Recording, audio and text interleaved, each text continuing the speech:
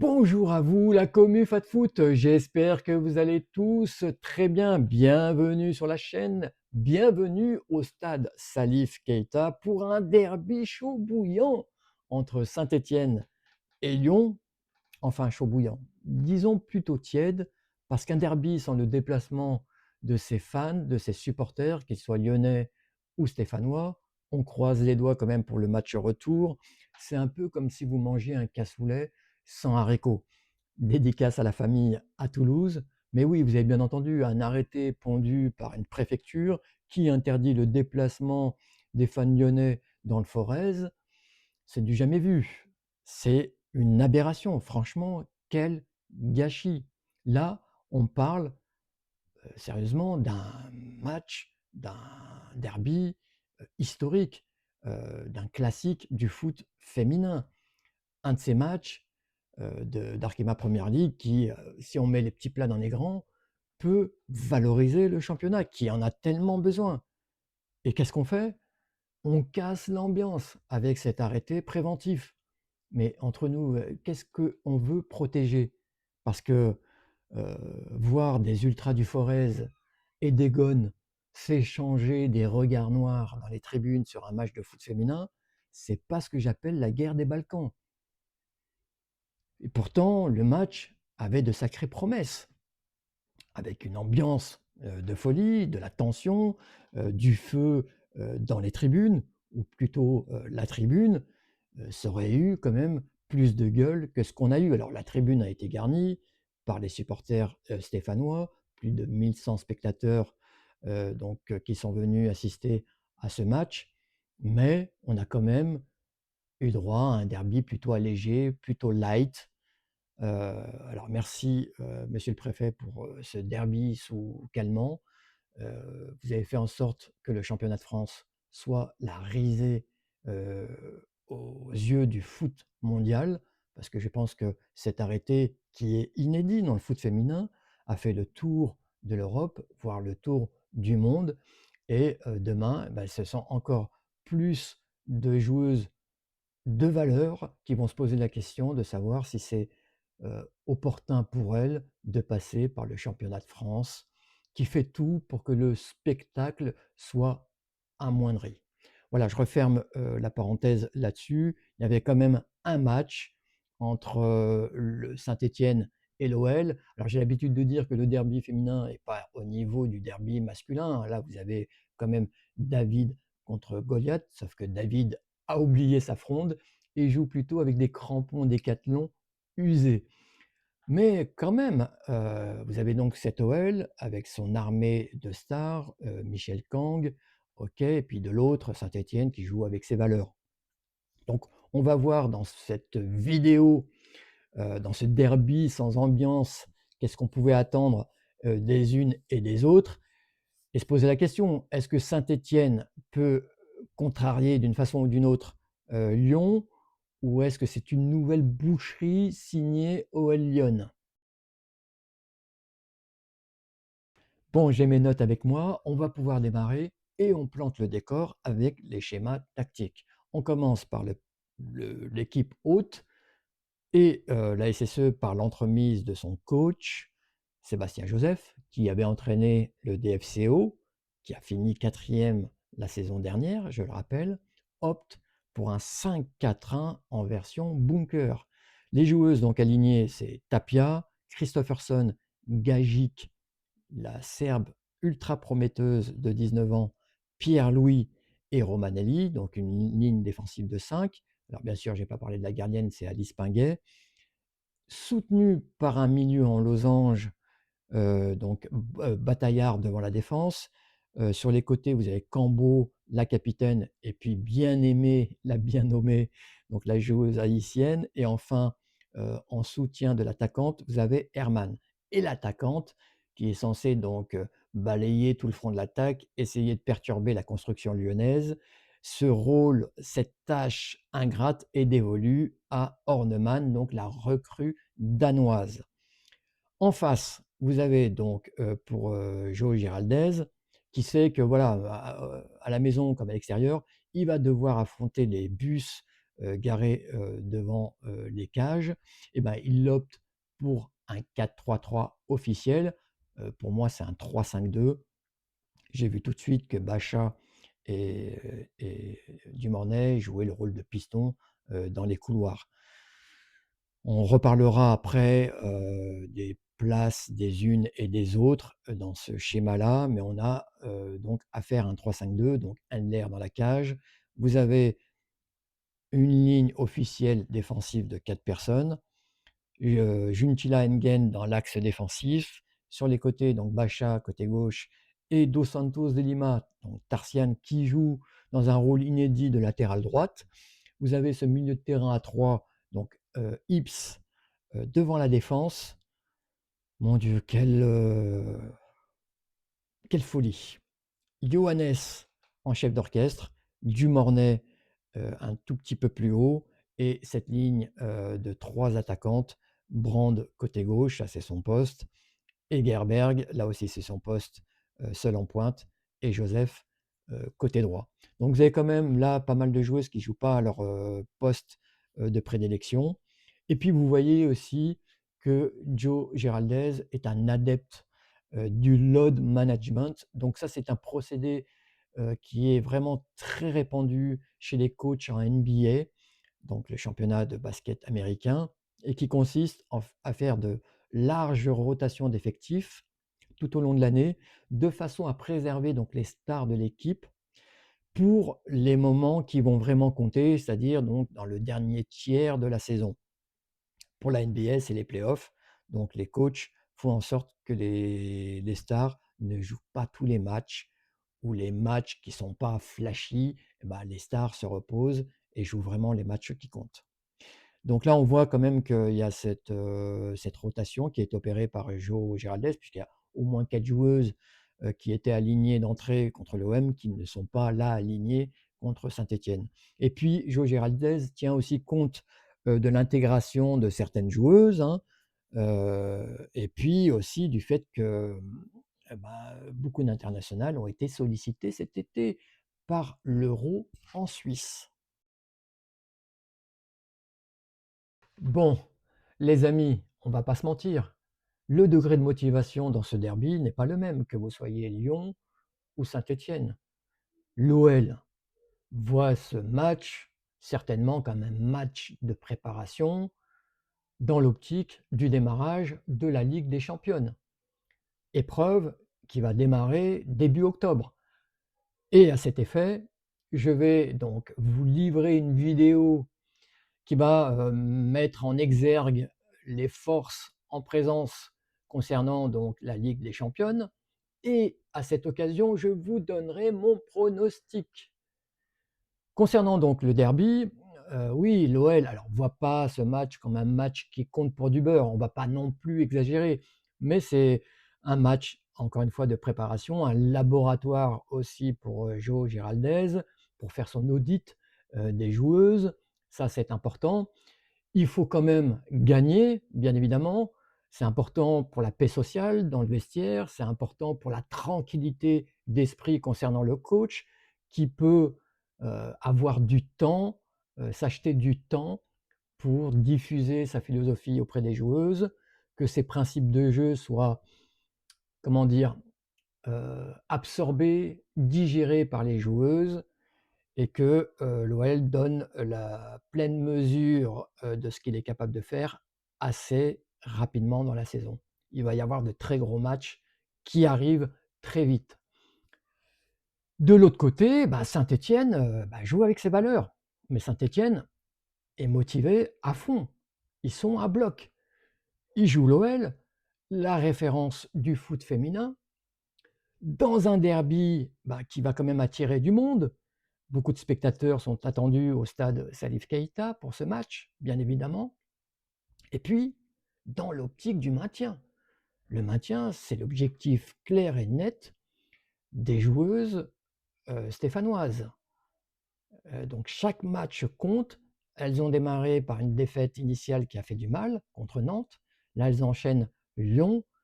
Donc c'est important de mettre de l'intensité dans ce match, de mettre des coups de boutoir s'il faut. On verra ça un peu plus tard dans le déroulé. pour essayer de grappiller au moins un point qui ferait vraiment du bien, qui serait synonyme de victoire pour les Stéphanoises. Donc vous l'aurez bien compris, les enjeux ne sont pas les mêmes, que vous soyez stéphanoise ou que vous soyez lyonnaise. Franchement, les amis, ce derby ne restera pas non plus sur le terrain dans les annales, sauf celles peut-être des médecins kinés qui sont beaucoup intervenus dans ce match. Plus de 30 fautes sifflées. Un match haché comme un steak tartare, plus digne d'un concours de lutte gréco-romaine que d'un récital de football champagne. Et franchement, j'exagère à peine. Mais dès la première minute, j'ai cru qu'on allait assister à un super match avec ce déboulé de Liana Joseph qui, au bout de sa course, centre pour Ada Hegerberg, qui généralement se régale de ce type de centre, mais sa tête ne trouve pas le cadre. Et cette opportunité, cette occasion qui en appelait d'autres, et ben derrière, c'est retombé comme un soufflet. Alors, OK, Lyon, on le voit, malgré tout, impose sa marque. Ouais, on sent les prémices quand même de la philosophie de Joe Giraldez. La possession massive, là vous le voyez hein, sur le tableau, presque 80 de possession de balle. Alors il faut quand même faire attention à l'adversaire, mais quand même, un pressing haut qui fait que ça a beaucoup perturbé la construction des Stéphanoises, 45 seulement d'efficacité, dans les passes et le contrôle de la transition qui fait que Saint-Étienne a eu très peu d'occasions à se mettre sous la dent. 4 tirs, là aussi vous le voyez, un seul cadré, alors qui a failli faire mouche. On le verra un peu plus tard. Donc l'OL Lyon, OK, fait tourner, essaye, de voir s'il y a des brèches qui s'entr'ouvrent, sauf qu'en face, vous avez Saint-Étienne qui bétonne, qui taille dans le vif et il y a eu, certaines joueuses, qui se sont mis en lumière dans ce rôle-là. On le verra, notamment du côté de Saint-Étienne. Mais on sent surtout une équipe en mode survie prolongée et on s'attend à tout moment à ce qu'il y ait, un but de l'Olympique Lyonnais. Un but qui a failli intervenir à la 25e minute. Alors j'ai mes notes, un centre de Liana Joseph, encore une fois, elle a été quand même active, notamment sur la première mi-temps, sur son côté droit. Elle centre pour Lindsay Ips aux abords de la surface de réparation, qui se couche pour reprendre le ballon de la tête, sauf que le ballon s'écrase, fracasse la barre transversale. Mais une occasion de but qui en appelle une autre à la 40e minute, avec ce centre de Selma Bacha, qui a beaucoup tenté sur les centres, qui a très peu trouvé preneur.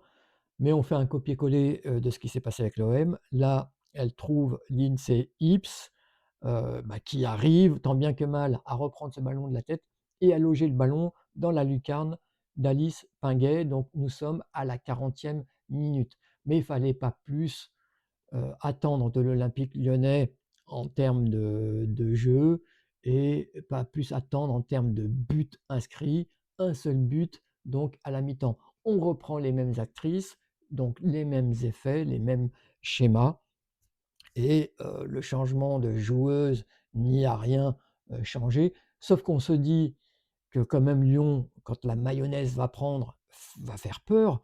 Vous avez quand même à la 60e minute, donc Ada Hegerberg qui sort, Lily Johannes, Liana Joseph, Lindsay Ips et les remplaçantes sont Marie-Antoinette Katoto, Damaris Segurola, Vicky Béchot et Corbin Schrader. Donc encore une fois, quand ça va, la machine va être huilée, ça va faire quand même très, très mal. Alors je le dis, donc d'ailleurs Marie-Antoinette Katoto, hip hip hip hourra, a marqué son premier but donc à la 76e minute sur un tir, en fait un tir qui avait été repoussé, un tir, de Jules Brandt qui a été repoussé par Alice Pinguet et Marie-Antoinette Katoto est là et reprend victorieusement donc ce tir repoussé, ce qui lui permet de marquer son premier but avec la tunique, lyonnaise en espérant qu'elle marque d'innombrables buts, derrière et dès cette saison, bien évidemment. Alors Lyon, oui, domine. Saint-Étienne a subi, OK, mais dans le détail, on voit vite quand même les limites lyonnaises. Beaucoup de ballons, mais pas de créativité au milieu. Mais comment pourrait-il en être autrement avec Lindsay Ips au cœur du jeu? Joe Giraldez, montre-moi que tu es un grand entraîneur. Montre-moi de quelle étoffe tu es fait. Mets-moi des créatrices au milieu de terrain. Lily Johannes, ça suffit pas. Mais Inès Beniaya, mais Damaris Igurola, fais quelque chose. Éclate-toi, prends du plaisir et donne-nous aussi du plaisir. Donc, ça presse, OK, ça étouffe l'adversaire, ça fait circuler le ballon, mais ça manque de ce petit éclair qui ouvre les défenses. Et puis en plus, j'ai pas parlé des nombreuses joueuses qui étaient pas à leur poste de prédilection. Melchi Dumornay, j'en parlerai dans les notes, quasi invisible. Tarciane, on a bien senti qu'elle n'était pas à l'aise en tant que latérale droite. Voilà, j'ai parlé de laboratoire au début, on tente des choses, mais il va falloir vraiment mettre beaucoup de choses en ordre de marche parce qu'il y a des gros matchs qui arrivent. Donc je finis en disant que Lyon, effectivement, contrôle tout, sauf l'imagination. Allez, maintenant, ce sont les notes. Je vais faire quand même assez vite. Je mets la note de 6 sur 10. J'ai vraiment eu du mal à attribuer des notes aux Lyonnaises, à ressortir certaines joueuses. Je mets la note de 6 quand même à 3 joueuses, Selma Bacha, Lily Johannes et Ingrid Engen. Selma Bacha, alors elle a beaucoup arrosé dans ce match, elle l'avait fait aussi à Marseille, sauf que bon, elle délivre encore une fois une passe décisive, ça compte dans la notation, bien évidemment. Elle a été très active, elle a d'ailleurs été, je crois, élue du côté lyonnais meilleure joueuse de l'équipe. C'est mérité, on va dire. Il y a encore quand même beaucoup à faire pour qu'elle épure son jeu. Lily Johannes, je lui mets aussi la note de 6. Alors, en termes de statistiques, c'est 0, mais on sent quand même la chef d'orchestre. Du haut de ses 18 ans, encore une fois, elle me déstabilise. Elle est incroyable. Elle n'a pas fait de faute de relance. Alors, j'ai pas ses stats personnelles, mais je ne sais pas si elle a perdu le moindre ballon. Et parfois, je peux vous dire qu'elle était quand même sacrément entourée. Donc bravo à toi, Lily, c'est vraiment une joueuse, une superbe recrue pour l'Olympique lyonnais, ça c'est sûr. Enfin, je finis par Ingrid Engen, la patronne de la défense. Elle l'était contre l'OM et il y avait Wendy Renard. Je trouvais qu'elle prenait le lead. Là, elle continue sur ce chemin-là. Elle avait à côté d'elle une jeune joueuse donc qui a besoin d'être rassurée, d'être sécurisée. Et donc, elle a merveilleusement joué ce rôle. C'est vraiment la patronne, Ingrid Engen, en défense. Super. Je mets la note ensuite de 4 sur 10 à Metchin Dumornay. Je ne voulais pas être plus méchant. Je crois que c'est la pire note que je lui ai mis. Elle n'a jamais été en dessous des 6 sur 10 de mémoire. Là, je lui mets la note de 4 sur 10. Mais est-ce que c'est vraiment de sa faute? Elle est exilée côté droit en tant que piston. Ça a été vraiment difficile pour elle. En plus, les affinités avec Liana Joseph, c'est pas encore ça. Il va falloir travailler aussi là-dessus. Les automatismes, on en a parlé. C'est vraiment un chantier très important avec les innombrables nouvelles têtes qu'il y a dans cet effectif. Voilà, c'est une étape obligée. Donc la note de 4, c'était son match de reprise. Je suis sûr qu'elle va beaucoup apporter, comme elle l'a fait l'année dernière, à l'équipe de l'OL. Enfin, je mets la note de 3 à Lindsay Ips. C'était, quand je la voyais, comme un éléphant dans un magasin de porcelaine. Elle a fait beaucoup de fautes, elle a été très maladroite au milieu, dans ses duels. Et puis, dans l'impulsion donnée au jeu lyonnais, ça a été catastrophique. Là où elle est forte, c'est quand elle est aux abords de la surface ou dans la surface. Mettez-la moi, mettez-moi cette joueuse en 9,5, je vous en supplie. Côté stéphanois, bah, beaucoup de joueuses quand même valeureuses, au premier rang desquelles je vais mettre Bien-Aimée, qui au milieu de terrain voilà, a joué des épaules, elle est petite, rablée, voilà, solide sur les pattes, Elle a énormément déménagé, autour d'elle, donc une superbe joueuse, je lui mets la note de 7/10. Pareil pour Alice Pingay, elle a multiplié les parades, notamment sur les centres de Bachar, elle a fait beaucoup de bien à la défense et enfin, je mets aussi la note de 7/10 à Bataillard que j'ai découvert, qui a beaucoup bataillé au milieu de terrain. C'est le cas, enfin il faut le dire. Elle n'a pas tout bien fait, bien évidemment, mais elle a été aussi très utile pour son équipe, écopée, là où ça prenait l'eau. Bravo à toi et j'ai hâte de te voir dans d'autres matchs, cette année. Voilà les amis, je vous remercie. Je vous dis à très bientôt, portez-vous bien. Va va voum!